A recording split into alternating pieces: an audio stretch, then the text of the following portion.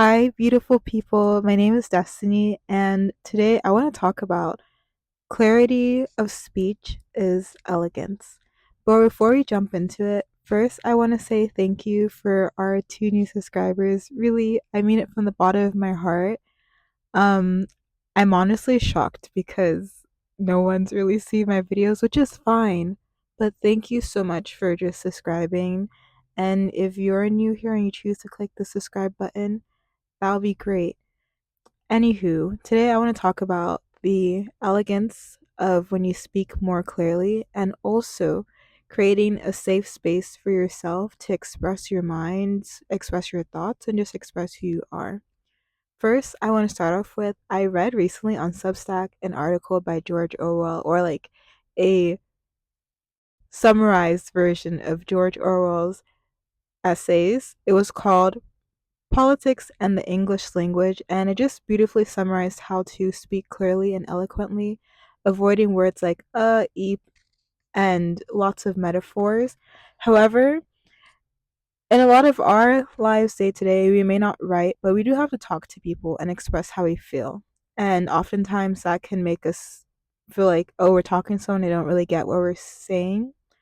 So, the first and most important thing I learned from the Substack slash George Orwell's revised or summarized essay was don't put too many filler words in what you're saying.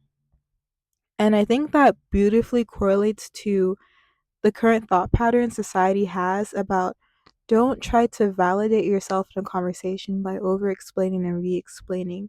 I think by providing a clear statement of what you meant, but not over explaining, I do truly think that creates the most space for you to be understood at an appropriate measure, as opposed to trying to convince someone to understand you or trying to wait to feel validated in a conversation. Sometimes that honestly might never come. But just speaking clearly and sharing enough details, being frank and honest, I think it gets you to where you need to go. And then another important thing I actually learned this week about creating frankness, honesty, and a safe space with friends was actually about not using phrases like I'm not judging you, but instead using phrases like, "Oh, tell me more. I'm listening. This is interesting. Thank you for sharing this with me." And that creates a space that during your conversation, you worry less about judgment and getting over that awkward hump of like, oh, did they think I was awkward? And you just enjoy sharing thoughts and ideas with each other and really creating a fruitful space to really express. The third thing I will share with you today, and what I learned from one of my recent medical school classes, was that sounds like a question mark. We're going to rephrase that. What I recently learned from one of my medical school courses was that physicians should never say sorry. Never say sorry when discussing difficult topics like sexual health with patients. And I'm pretty sure this won't get banned because this is like educational. But specifically that topic of you don't say sorry when you start to enter hard conversations, because when you say sorry, it kind of sounds like you're intruding on something embarrassing. Yes, in a way, you might be intruding on something that's private, but not really, because your patient gives you permission to come in to the conversation and engage.